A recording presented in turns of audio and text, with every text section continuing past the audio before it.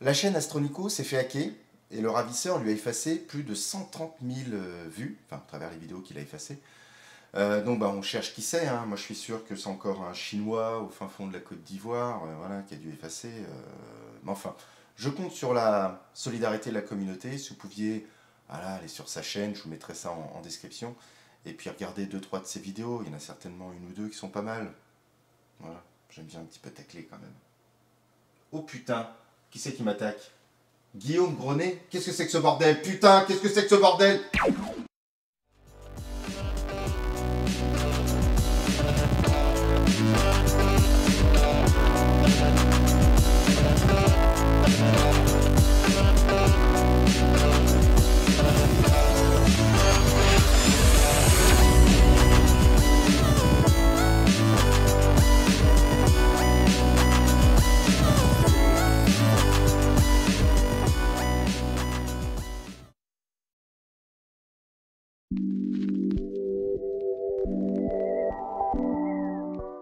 Salut les astros, c'est Ludo.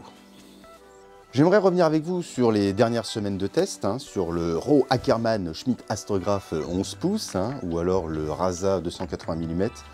Ouais, moi j'en ai marre du système impérial, là ça me gonfle, là. Les pouces, les pieds, les hanches, les têtes, ça n'a aucun sens. Alors solidement arrimé à la CEM 70, j'ai pas dit G. Bon, ce tube est assez massif, et c'est vrai qu'avec mon ancienne lunette, là, j'avais pas assez des 19 kg de poids pour pouvoir équilibrer le tout. Alors dans un premier temps, j'avais scotché des outils, alors une clé à molette, voilà, pour essayer de compenser les quelques milliers de grammes qui me manquaient. Et par la suite, j'ai changé ma lunette, une petite lunette 60-240, je sais plus. Et puis j'ai trouvé le petit poids de muscu, là, les poids de muscu, la barre c'est le même diamètre, donc les petites tiges là. Donc j'ai mis un petit poids de muscu et nickel. Alors au début, comme je n'avais que la Hatiquan à ma disposition, mon impatience fit son incompatibilité. Et malgré tout, malgré l'obstruction, j'ai quand même décidé de l'utiliser. Alors oui, on voit bien que le Rasa est quand même optimisé pour des caméras rondes. Voilà. Ça se voit, hein. Donc je ne vous montrerai pas les premiers résultats parce qu'il s'avère que le tube n'était pas du tout collimaté, donc il a fallu le faire. Donc d'ailleurs, si vous voulez une vidéo sur la collimation d'un Rasa, dites-le moi en commentaire et je verrai ce que je peux faire.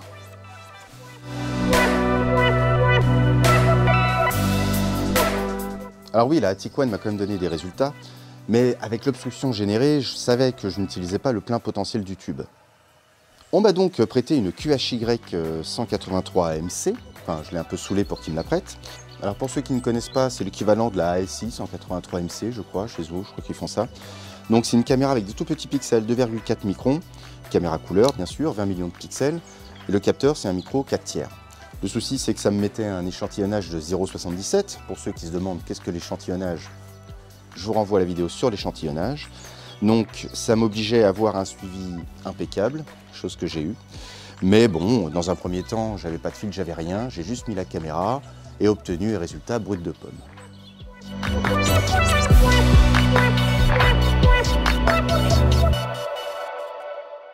Alors certes, la collimation est perfectible, mais un autre problème est apparu.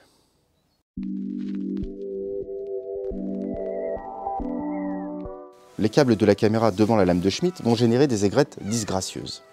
Ma logique au début, c'était de dire je vais essayer de les placer à 90 degrés, histoire d'obtenir des aigrettes semblables au Newton. Bon, il s'avère que je suis nul en positionnement de câble pour avoir des aigrettes semblables au Newton. J'ai donc demandé à un astro-compagnon, Mathieu Teki, un gars qui débute, lien Astrobin en description, pour savoir s'il avait une solution à ce problème. Il m'aura fallu tout de même 10 secondes pour qu'il avoue et qu'il me présente ce dispositif ingénieux et hautement technologique. Un truc. Je sais pas si on voit bien. Ça se présente comme ça. Donc j'ai trouvé le plan sur internet en fouillant sur les modèles 3D. Donc merci Robin de me l'avoir imprimé. Donc ça se met comme ça. Et en fait, vous faites courir les câbles. Donc vous avez les câbles ici. Vous les faites courir, voilà, un de chaque côté. Et adieu les aigrettes. Merci le truc.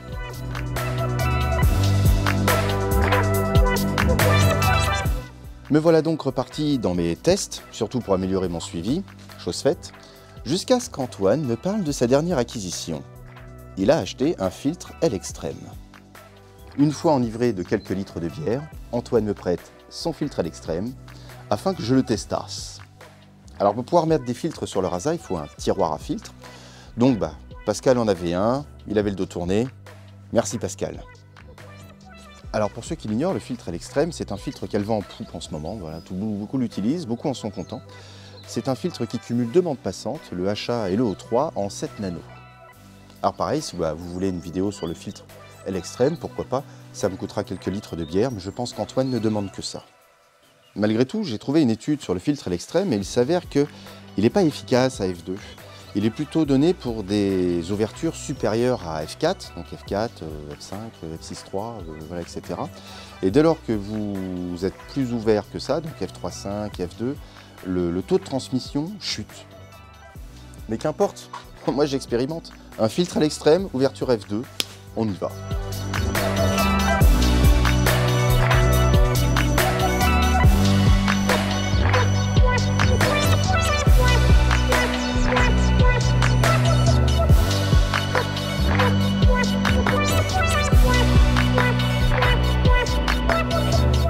Oui, si vous avez un œil assez entraîné, vous pouvez voir qu'il y a de l'embolo parce que je n'ai pas fait de DOF. Mais bon, on est bien d'accord pour dire que le résultat est catastrophique. Hein. Ou pas. Alors il existe un filtre équivalent au L-Extreme pour les Rasa, ça s'appelle le IDAS NBZ. Mais je connais personne qui en a un, alors je ne sais pas qui je vais en taxer. Hein.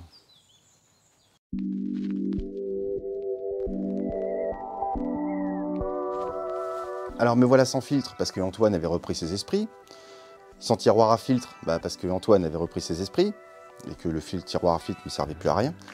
J'ai donc décidé de remettre la Tiguan pour essayer un petit peu d'estimer l'obstruction. Est-ce que c'était si pénalisant que ça ?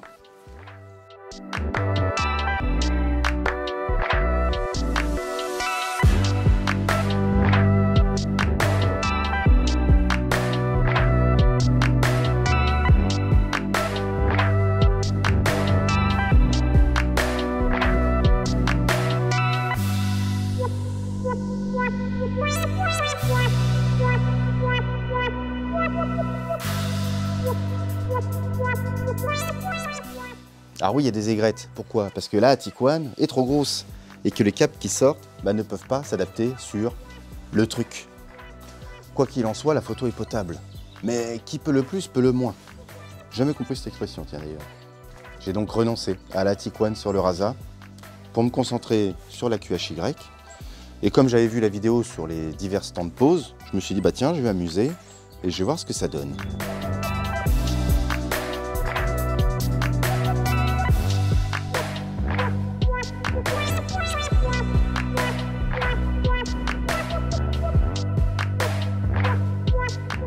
Certes, du détail, mais je trouve les étoiles saturées.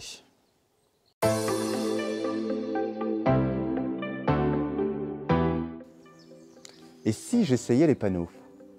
Vu que ma prochaine vidéo portera sur la mosaïque, autant avoir de la matière.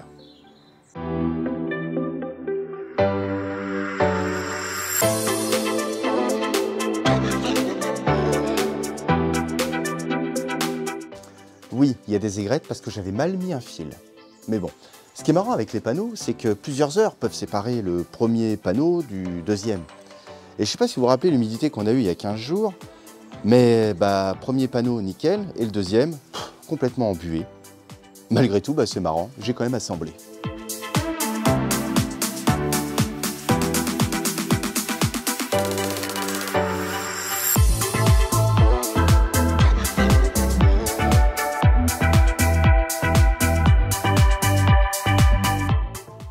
C'est assez jouissif, les mosaïques, avec une acquisition aussi rapide et une caméra couleur.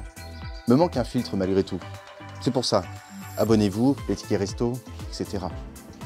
Mais si je poussais le truc encore plus loin, une mosaïque de 3, de 4, de 5, allez, une mosaïque de 6 panneaux.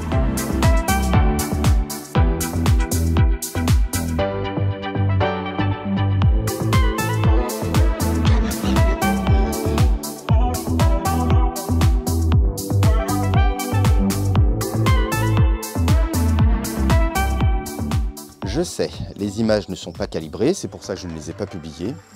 Il faut que je fasse les DOF avec la QH Drake et puis je retraiterai ça ultérieurement. En parlant traitement, il reste encore quelques places pour la journée de traitement du 20 novembre à L'Isle-sur-la-Sorgue. Je vous remets en lien la vidéo, il y a toutes les informations et les bulletins d'inscription. Alors conclusion, oui, le Rasa est un tube exigeant. Oui, il me faut une caméra plus adéquate, hein, comme Sheila adéquate, une blague pour les vieux. Et oui, les filtres ont énormément d'importance, que ce soit les acquisitions en caméra mono ou caméra couleur. Bon, j'ai pas encore franchi le cap, mais oui, je vais mettre ma caméra en vente. Ça me déchire le cœur. Alors, la galaxie, l'amas, la nébuleuse et la nuit seront à tout jamais tes esclaves soumis. Et ce qui vaudra mieux que la nébuleuse et la nuit, tu seras un homme, mon fils. N'importe quoi, enfin. Merci d'avoir regardé cet épisode. Je vous souhaite un très bon ciel et je vous dis à très bientôt. Salut!